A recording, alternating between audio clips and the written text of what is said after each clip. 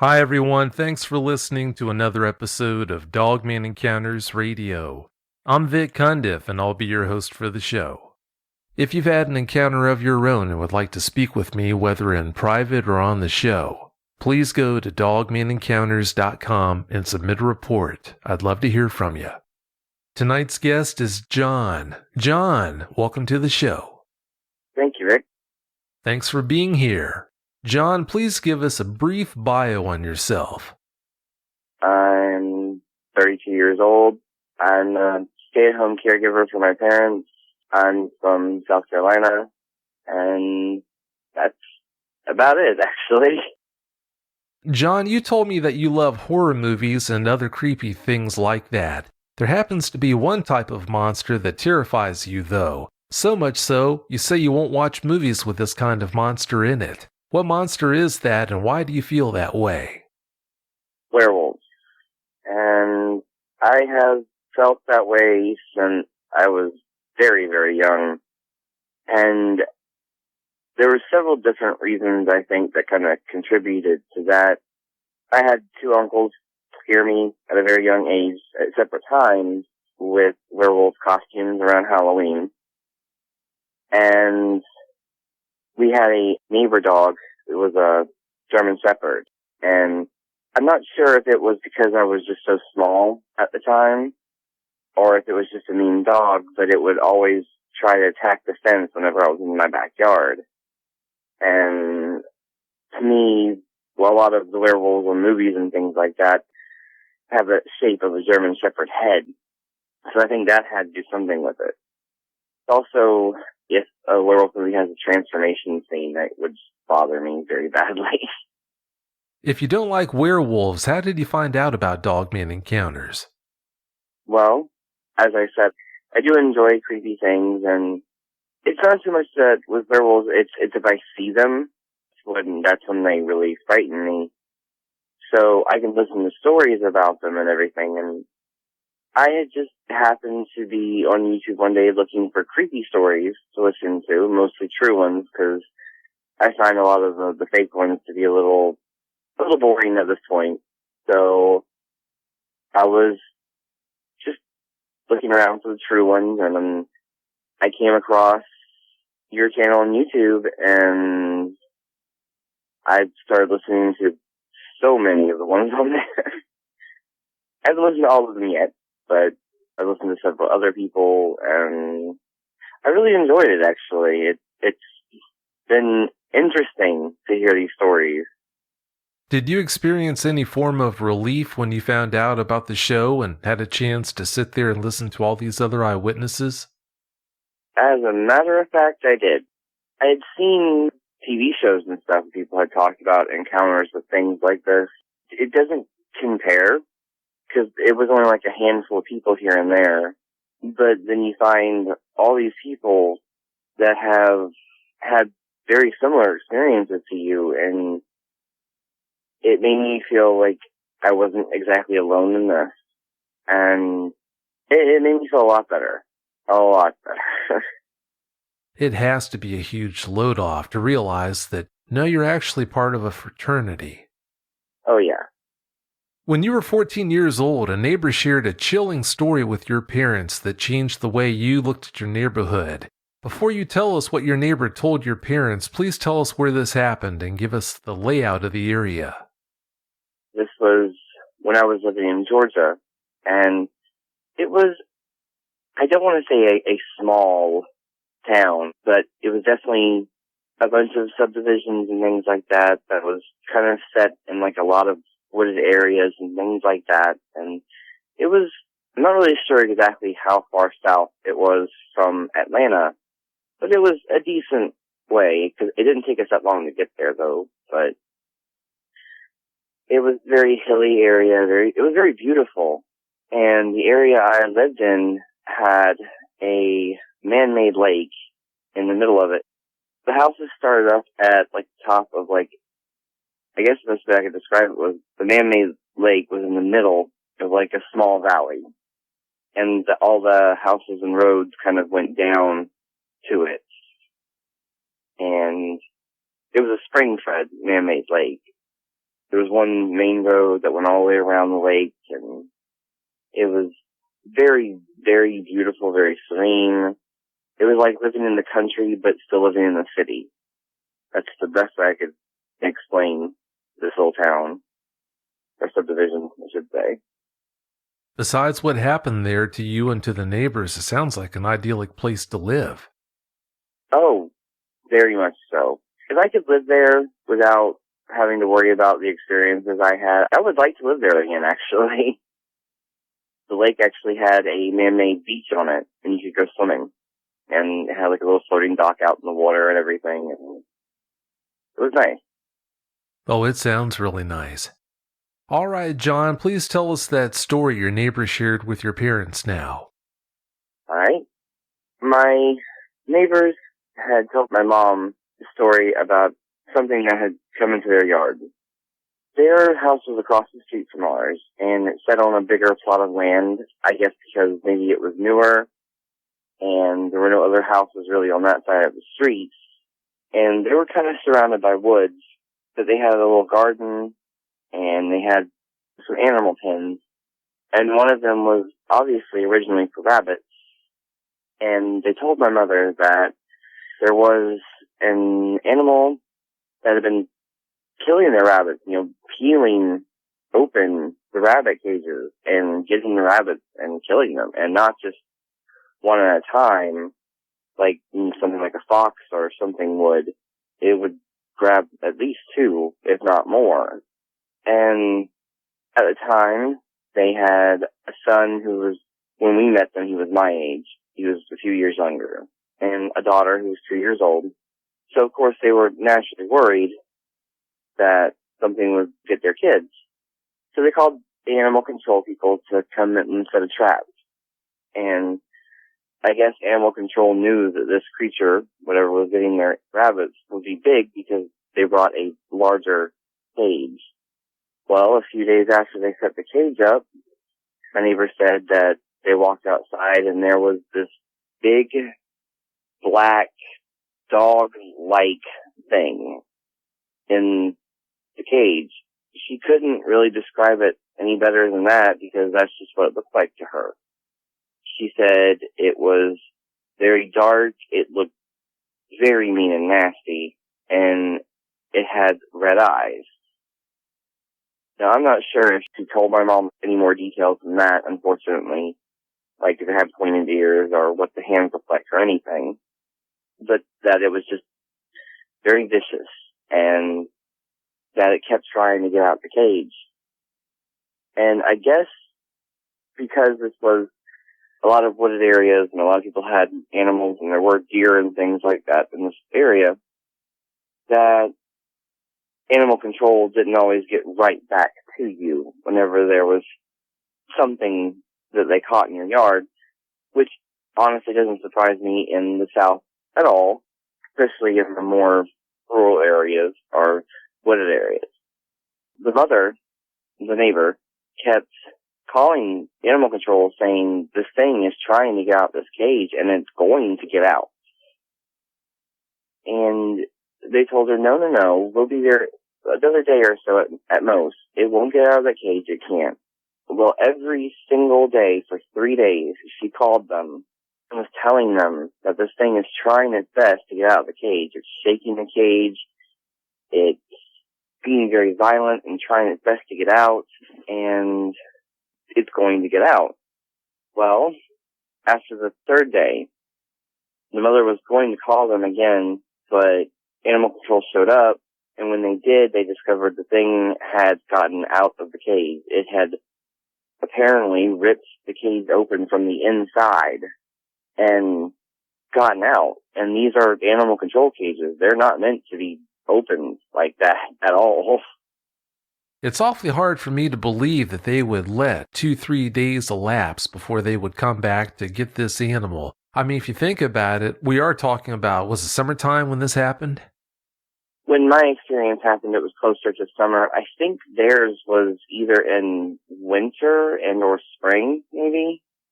I'm not 100% sure. Regardless what time of the year it was, I don't know if this neighbor had her facts straight or she was trying to pull your parents' leg, but it's really hard for me to believe that animal control would allow an animal that was trapped like that to sit for even 2 days before coming out to collect it. For them to let an animal sit there for 3 days, no food, no water provisions, that is really, really hard for me to buy. Yeah, even I will admit that. My thinking is maybe they actually did catch something, because as I told you before, the kids definitely relayed it, and the other neighbors said that there was definitely something that they caught over there. But it could have been just a day. For all I know, maybe she exaggerated it, or my mother could have misheard, because my mother's the one who relayed it to me, which is a very good possibility. She might have misheard her. Yeah, that's true. That's a definite possibility. Why did your neighbor decide to share that story with your parents in the first place? Well, my mother was curious about an incident my father had. He was letting my dog out one night, and I believe my mother and I were in bed already, and he said he let him in through the back screen door, and as soon as the door shut, he heard a very deep and menacing growl. And I remember him telling my mother that it wasn't, to him, a normal dog growl. But I think he was thinking it was maybe like a rabid dog type of growl. I'm not sure what he was thinking at the time. So she started asking the neighbors if they had had any experiences like that. And he had also told her to not let me go down to the lake that day. Yeah, it would be pretty hard for you to enjoy yourself down at the lake if you knew something like that was running around. Definitely. It wouldn't be easy. You were walking down a lonely road one day when you suddenly found out you weren't alone. What happened that day? Well, I know either my mother left the house during this walk or before. I'm not sure. But I'd gone for a walk because I was just upset in general, and I wanted to get out and clear my head and just walk. So I'd walked around the lake for almost 2 hours. I just walked around and walked around. I knew my mother would be getting worried about me, either for if she was home or if she wasn't home. I knew either way she'd want me home before dark. And I knew my dad would be getting home soon regardless. So on my way home, I passed the area where the spring fed into the lake, which was a little bridge, and they had like a little rounded kind of like island that kind of shut off from the road where people fished from. And this road started going uphill shortly after that bridge. And on the left-hand side of me was, I'm guessing it was full-on forest. I never knew what was past those trees. And on the right-hand side was one road that shut off from this road that had a couple of houses on it. I want to say it was like an S-shaped road that went to another area, like further to the right, but it's been years, so I don't remember fully. After that little road, there was a clump of trees on my right-hand side as well.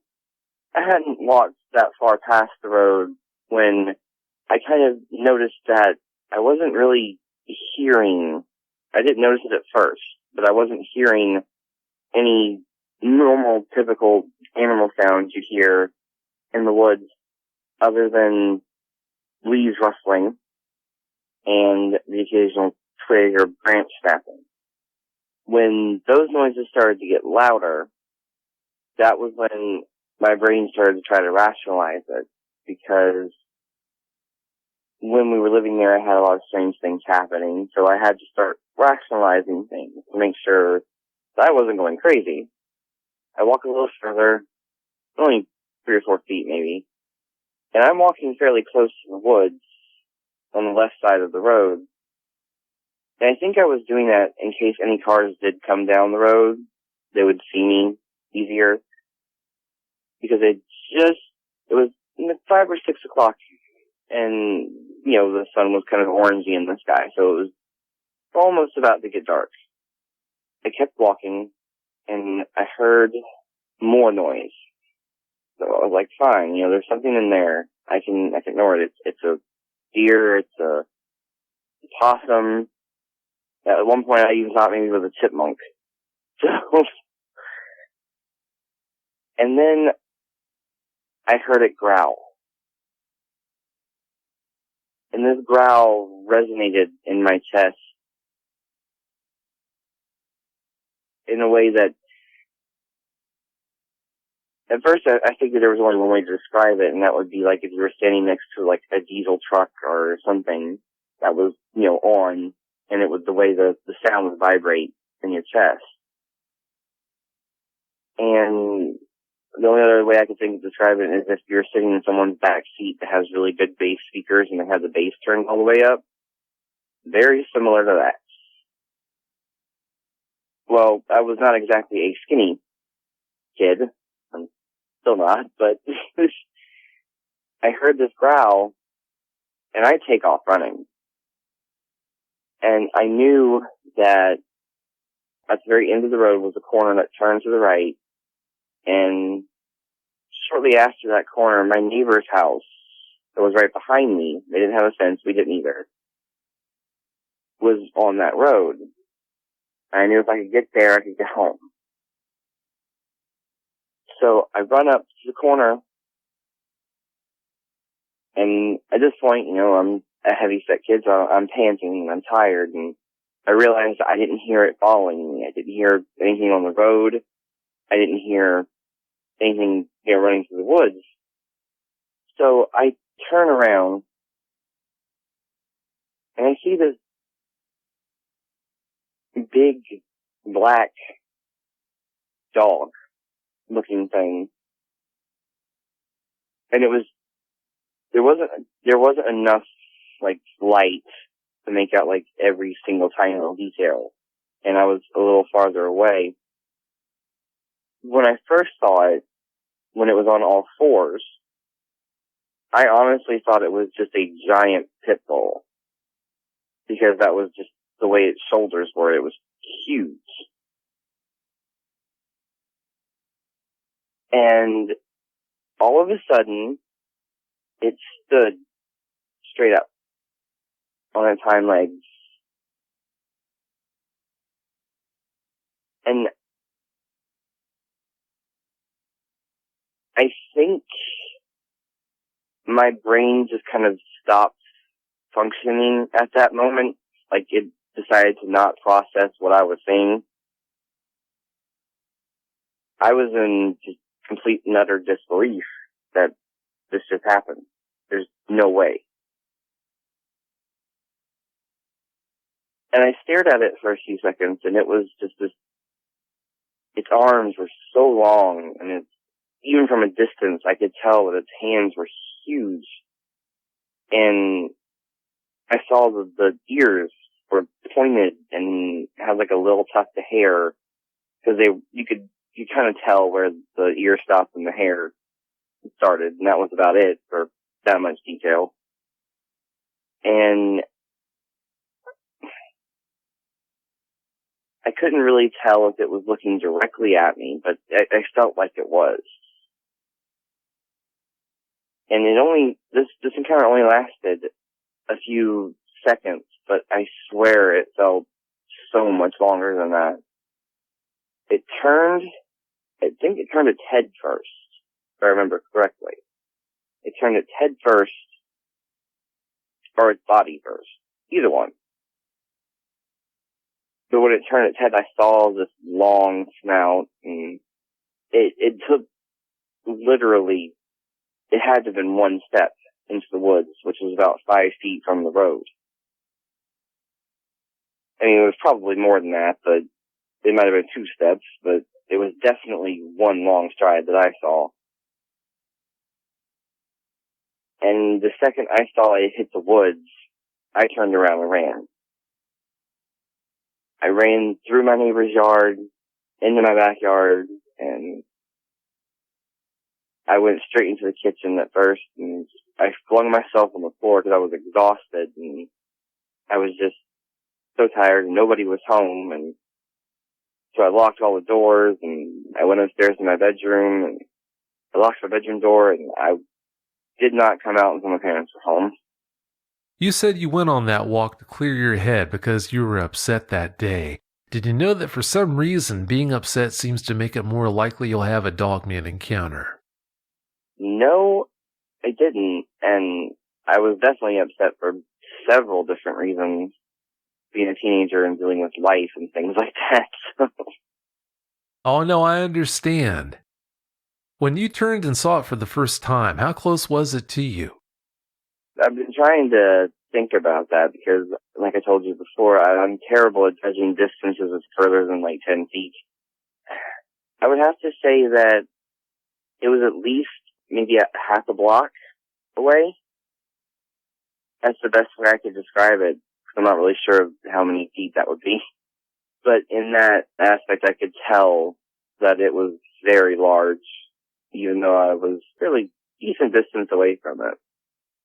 How large would you guess it was? I realize it wasn't right up on you so that you could get a nice clear look and an accurate estimate on its height, but if you had to guess, how big do you think it was? Well, by the time I was 13, and I was 14 at this time, I was already 6'2", and I could tell just from, like, maybe the trees next to it, that'd be the best way I could figure it out, it would have definitely been taller than me. So, somewhere between 6, 7 foot, maybe 8 foot. Yeah, pretty big then. Oh, yeah. When you saw it stand up on its two legs, did you hear any strange sounds coming from it? Unfortunately, no. I was just a little too far away for that, I think. Plus, honestly, in that sheer panic mode I was in, I don't think I would have heard it anyway. You definitely had more important things to worry about. How far was the location where you saw it from the nearest house? Ooh. I'd say a little over a block, if not more. So, a fairly good distance away. I wouldn't consider a safe distance away, but it was definitely not close enough that, and especially considering that it went back into the woods. And then again, like I mentioned, I'm not sure what was on the other side of those woods. There could have been more housing on that side that I just never saw. Even though you said you weren't all that far from your own house, it must have felt like you were a good 10, 20 miles away. That had to be horrible. Oh, especially after already walking for 2 hours and then running uphill like that. It felt like it could have been on the moon at that point. That's how it felt. My legs were exhausted. I'll bet they were. Has anyone reported seeing a Dogman or anything else strange in that area before or after that day that you know of? Not that I'm aware of, which surprised me because a lot of the kids I was in school with at the time lived in that neighborhood. So I think if they would have seen something, they would have said something at school, but I don't remember anybody saying anything at school at the time. And I have never done any research on the area to see if anybody has, and I keep meaning to. I either don't have time for some reason or another, or I forget about it. Oh, that's all right, no big deal. How close do you think it was to you when you heard it growl? At most, I would say 6 feet away. At most. If not closer, because I did not turn my head when I heard it. So, for all I know, it could have been 2 feet away. Because you know how some teenagers can be when they're focused on something. You don't really see around you. You see straight ahead. You get that tunnel vision going. But if I had to guess, it was between, like, maybe at most, it was 6 feet away. At least it was maybe 4. Either one is way too close for comfort. I know you said the light was waning when you saw it, and it was roughly half a block away, but I still need to ask, at any time did you ever see any genitalia? Not that I could tell. It had a very tapered waist. It had something like a tail. I could see it between its legs. So, if there was anything there, I don't think I would have seen it because of the tail from that distance. Oh, I see. How long did you live in that neighborhood after that incident? Well, that was when I was in 8th grade, and I know we moved before I started high school, so I would say at most 5, maybe 6 months. Thank goodness, not all that long. No. You must have been happy to get out of there, and I don't blame you. Oh, definitely. Definitely happy to get out of that little area. Much as it was beautiful and lovely, yeah. How long after the encounter did you wait to tell someone about your experience? Well, I honestly didn't tell anyone about that particular experience until after I had brought it to your attention, and then I told my mother a few days ago about it. And not sure why. I think it was just typical teenager thing, thinking maybe they wouldn't believe me. I honestly thought my parents would think I was crazy or, just making something up for attention, especially being, 14 years old. But when I told my mother the other day, she completely believed me. She knew just by the way I was talking to her about it that I had definitely seen something. Well, I'm so glad she believed you. That had to be a huge help. Oh, it definitely is. Oh, I'm sure it would be. Up until a few weeks ago, you didn't know what you had seen were called dogmen. How did you find out that's what they're called? Well, after seeing a couple of TV shows and things like that, I only heard the dogman phrase once, and it was for the one in Michigan, and I didn't know people called it anything other than that. I mean, I know people called them werewolves, but I didn't know that it was a whole different thing altogether. And upon my stumbling across your show actually is when I realized that, oh, this is a completely different type of cryptid, and it's called a dogman. And I'm like, oh, okay, that makes perfect sense now why I was seeing it everywhere when I was looking up these things. Well, I'm so glad you found out about it. While you were living in Georgia, a friend gave you an ominous warning. What did he tell you? My friend, he was older than me. He was in high school, and I was in middle school, and he was one of those guys that was just really nice to hang out with, and everybody liked him, and he had friends in middle school and high school, and he lived around the corner from me, like a block or so, and if I didn't want to go around the corner to his house, I would just walk straight and then take this little shortcut through a little tiny clump of woods that would go almost to his backyard. It was kind of like more like over in those driveways in the backyard. And one day he called me, and all he said was, "Don't take the shortcut today." And I went to ask him why, and all he would say is, "Don't take the shortcut." Now, a lot of teenagers would use that just to hang out in, so I thought, well, maybe there's some older teens in there, and they would cause trouble for me. But they never did, and I didn't go in there, because I trusted him, and I knew if he said not to go in there, I shouldn't go in there. At any point, did he ever tell you what he had seen that caused him to be so concerned? No, but I remember when I went to go over to his house that day, we were going to ride bikes. He seemed very cautious, I guess is the word, or vigilant. From what I could tell, he was trying to keep me on the side of the road where there were more houses. So again, I'm not sure if he had seen a dogman or if it was teenagers trying to mess with me. But he never said what it was, and I didn't really ask. I figured if he wanted to tell me, he would tell me. And my brain did not even assume that he could have seen the same thing I saw until years later. Well, I can understand why he didn't tell you, but I sure wish he would have, especially had you not had that experience and had some insight into what he was talking about, or possibly talking about, I should say. When you were in high school, you were getting ready for bed one night when you had an experience you'll never forget. What happened that night? Well, I had turned off the TV, and it was fairly late, and it was one of those days where I decided not to do my homework.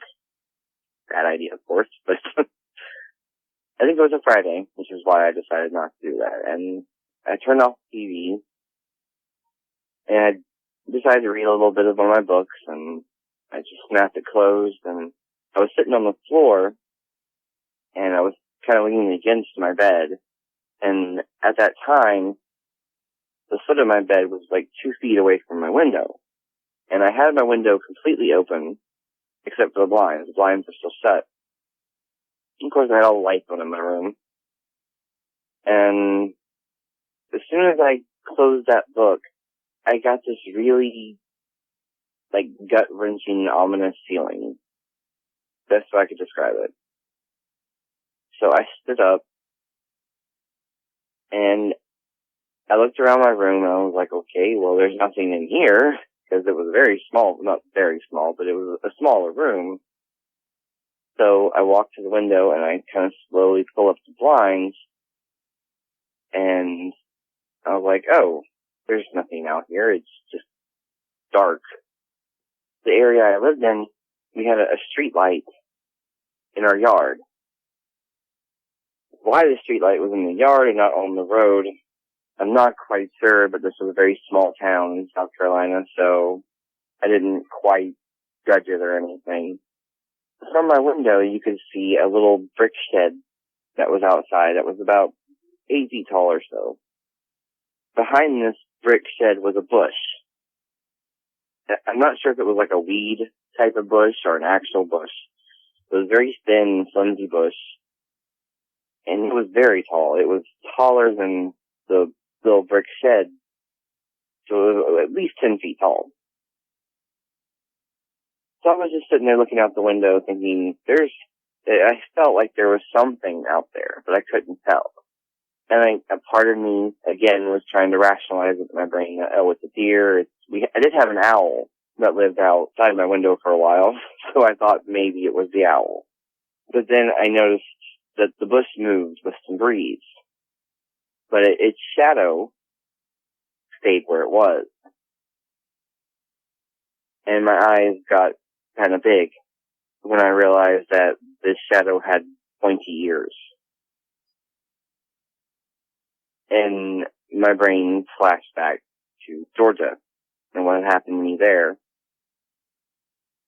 So I just kind of stared at it, and I was doing my best to be quiet, and I could see, like, because of the light in my yard, it wasn't enough to, like, again, to shine really good details on it, and I couldn't see from the waist up, because there were some lower-lying bushes that were coming out from in front of the other bush.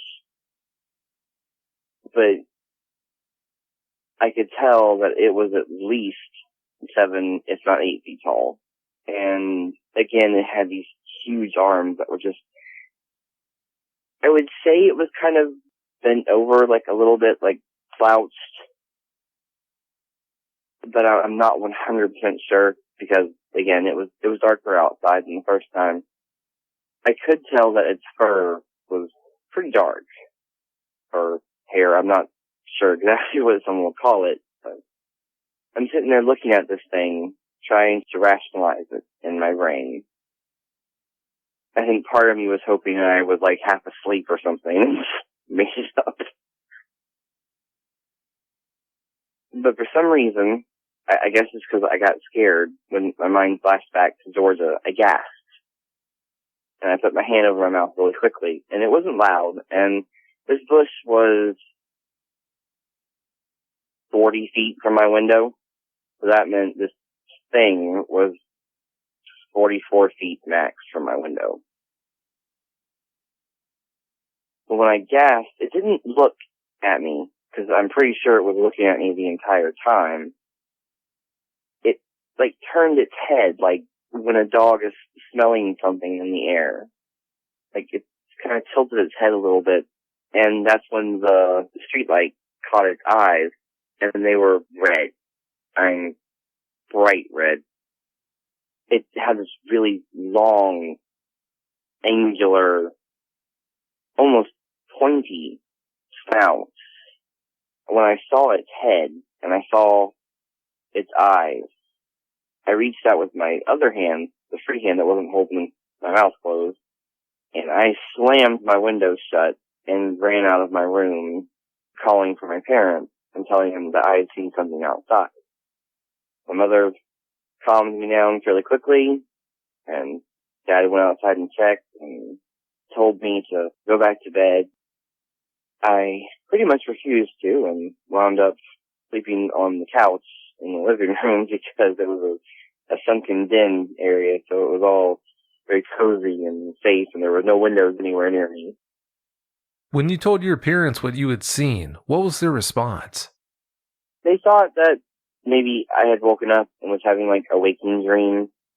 I tried to convince them that no, I had seen something, but I stopped after a little while because at this time I was 17, so I was still a teenager and I was, overactive imagination of a 17-year-old.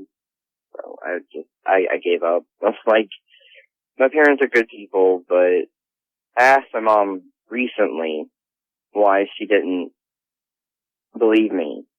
And she said it wasn't that she didn't believe me, she just didn't want me to be any more scared than I was. Were there any noticeable differences in how that Dogman looked compared to the one you saw in Georgia?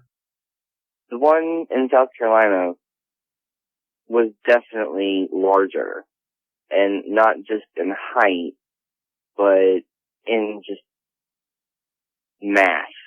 I was trying to figure out a way to explain this. It seemed thicker, if that makes any sense. Like, the muscles on it, like its shoulders, just seemed thicker, like there was more to it.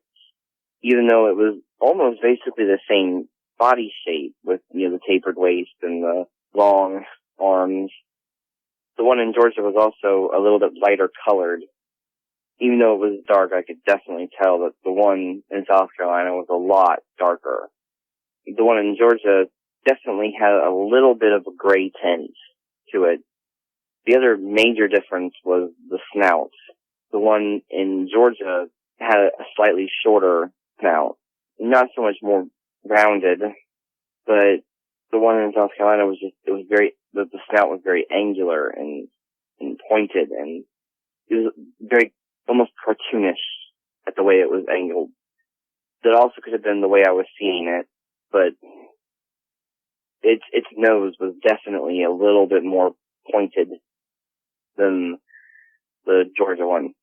I couldn't really see if the one in Georgia had like any tufts of fur on its snout, but the one in South Carolina had a little, I say little, but it was noticeably a tuft of fur on its chin, almost like a goatee. That sure must have been something to see. Why did you have more trouble getting over this encounter than your other encounters? Well, I think a lot of it had to do with the eyes. I didn't see the eyes in the one in Georgia. And I think part of it, other than the eyes, would definitely be that it was a lot closer to home. It was in my backyard. And of course what happened later when apparently it decided to come back. You mentioned it coming back. Let's talk about that now. What happened? Well, I had been sound asleep, and I was having a horrible nightmare about something trying to get me, and right before it did, I woke up, and it was one of those sitting straight up kind of cold sweat kind of nightmares. I don't get those ever, really. That was only one of two that I've ever had like that, both of which involved werewolves. But this nightmare had me shaking, and I just kind of sat there for a minute, and I looked over out my window because it was a little bit warmer outside, and I had the window cracked a little bit because after that one night there was no way I was going to just leave it open. And my blinds were again down and, turned shut. I heard the sound of the screen in my window slowly being pulled away from my window. Of course, I knew that sound because of, pulling it out of my window several times for one reason or another. My brain once again went into rational mode. I thought, maybe it's some friends of mine. Maybe it's a friend of mine who just recently graduated high school and was possibly drunk or something and had stopped by for one reason or another. Or then my brain went, okay, it's someone trying to rob us. I wish it had been someone trying to rob us. As I sat there, my room was dark this time. The light that was in our yard was making a shadow on my blinds in my window. And I saw the shadow of something in my window. And it had those pointy ears. So naturally, I try my best not to freak out and try not to scream. And at that moment, I had an old antique metal bed that would make so much noise if you moved on it at all. It's a very comfortable bed, very nice bed. I still have it, but it's, very squeaky. So, in my mind, I was like, how am I going to get off my bed without making a sound?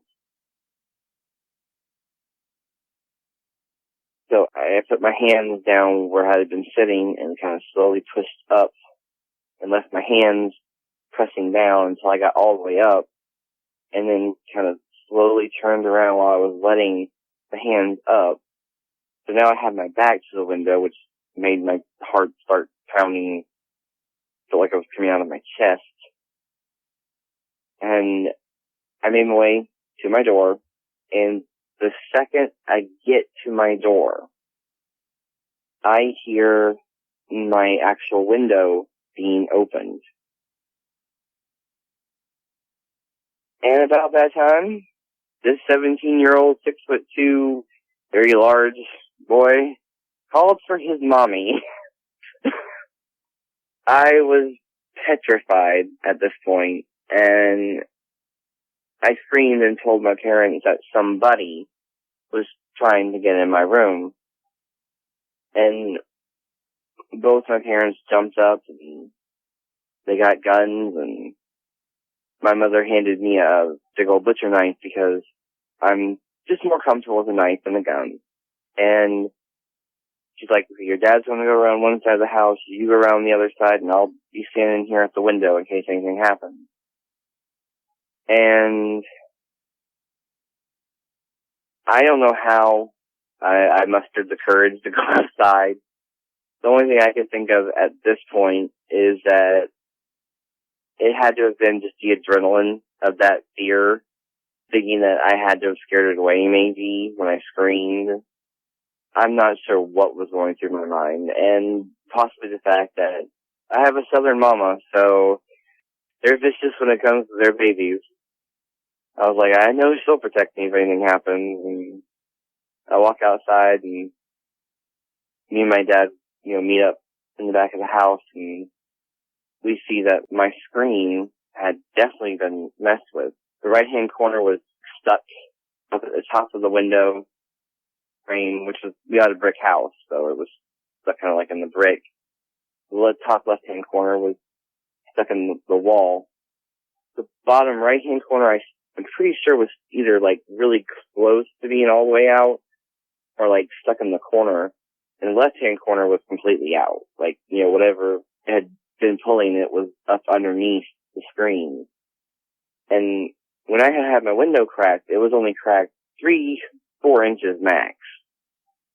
It had been opened at least another 4 inches, if not a little bit more. And needless to say, shortly after that experience, I was in a different room that had no windows at all. I don't blame you after an experience like that. What have you done to help yourself deal with your encounters?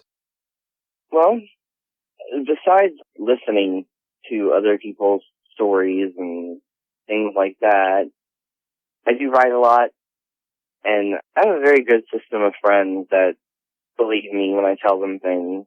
So if I do ever decide to share this story with someone, they 100% believe me. Or at least they seem to. That's just how I deal with it. It's my circle of friends and being able to get my emotions out on paper occasionally if, something happens. Well, it sounds like you have a good support system in place. That's really good news. When you and your father went outside that night to go around and look for whatever this was that was trying to get into your house, I guess your dad thought it was an intruder at the time because of what you told him. Did you ever find any footprints or any other evidence besides that screen that had been pulled away from the house? No. I remember even looking the next day, but it had been an unusually dry week for South Carolina, considering it's very humid here. It had not rained or anything in a little while, actually. Not long enough to be concerned about it, but definitely long enough to not leave the ground soft enough for prints, unfortunately. It is what it is. You think you heard and possibly saw a dogman after that incident. Why do you think that? Well, we stayed there for several years after that, and every once in a while, I'd be riding around with friends, and there was a lot of wooded areas in this little area. I'd be riding around with friends, and I'd see something in the woods out of the corner of my eye. Or one particular time, my friends were coming to drop me off at home. It was fairly late at night, and there was a little bit of woods on the far side of my house near the driveway. And shortly before we got to my house, I very distinctly saw something, I'm not sure what it was, walk into those woods. Nobody else saw it but me. When I saw it walk into the woods, it wasn't close enough to the house to have me concerned. That and the simple fact that a lot of people walked up and down that road. So I thought, well, maybe it was, again, my brain trying to rationalize things so I didn't scare myself. Maybe it was just a person who had just stepped off the side of the road because I saw the car lights. But the more I think about it, the more it had to have been that. It had to have been Dogman, because it was a lot bigger than a person, I think. It was just a black shape that just stepped off from the side of the road into the woods, and it was very quick. And I'd heard strange noises on several occasions after that, most of which I'm pretty sure were not a Dogman, but my brain is going, that thing's making that noise. That's what's making that noise. I never heard, growling or even howling, really. I might have heard howling, but there was a lot of people who had dogs in that area, so it could have gotten mingled in with dog howling. One night we were having a terrible storm, and I was already in my room and didn't have any windows, and there was a bush that was in the corner of the house that was right there at the wall of my room, and the wind was blowing so bad that it was shaking this bush. I was laying in bed, I wasn't asleep, and I could hear it, scratching the side of the house, and it scared me so bad I didn't want to sleep the rest of the night. I knew it was the bush making the noise. I didn't want to go back to sleep. After what you've been through, that would leave an impression on anyone. How far apart were your houses in Georgia and South Carolina? I'd say 4, possibly 5 hours, depending on route. And for all I know, it could be shorter than that now. But at the time, I'm pretty sure it was 4 or 5 hours, maybe a tiny bit longer. Because I wasn't driving by then, so, slight misjudgment in time could have been there, but I'm pretty sure it was at least 4 or 5 hours, at the least. Yeah, that's pretty far. You said that the two dogmen, the one that you saw in South Carolina versus the one in Georgia, you said they had different looks, so that, coupled with the fact that you're at least 200 miles away, those two facts make me think that more than likely it wasn't the same one. It is kind of a relief, honestly. No, I'll bet it is. How does it change you, knowing that things like dogmen are out there? It definitely makes you more cautious and more aware of your surroundings. I have some anxiety issues. But before that, I had anxiety issues, and it doesn't so much make them worse, but it puts them on another level. It's like where someone can say, oh, I feel kind of weird being out here in the woods right now. Whereas I would be eyes wide, dead still, looking around everywhere, was freaking out over almost every single noise. It was a little bit worse when it first happened. Now, it's not as bad. I don't jump at every little noise, but I'm very, very aware of what's making that noise. After what you've seen, after what you know is out there, no one could blame you for being that way. What unexpected effects have your encounters caused you to have? Well, besides that, I still have nightmares occasionally about the one I saw in South Carolina.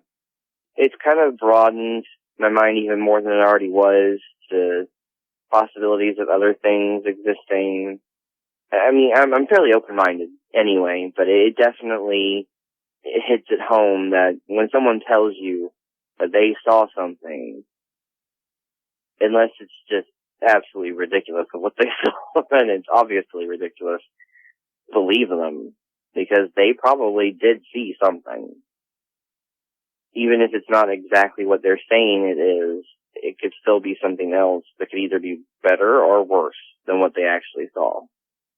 I can understand that line of thinking. If dogmen are out there and are real, what else is out there and what else is real? Do you have any regrets on how you handled any of your experiences? I think with Georgia, I wish I would have told my friends and my family. I'm not sure they would have understood, but I think maybe if I had told them what I'd seen, I would have felt better about it. My only other regret is that it's going to sound weird that this is a regret, but I couldn't get more detail from the one that I saw in Georgia. Like, I wish I could have been just a little bit closer just to see just a little bit more detail.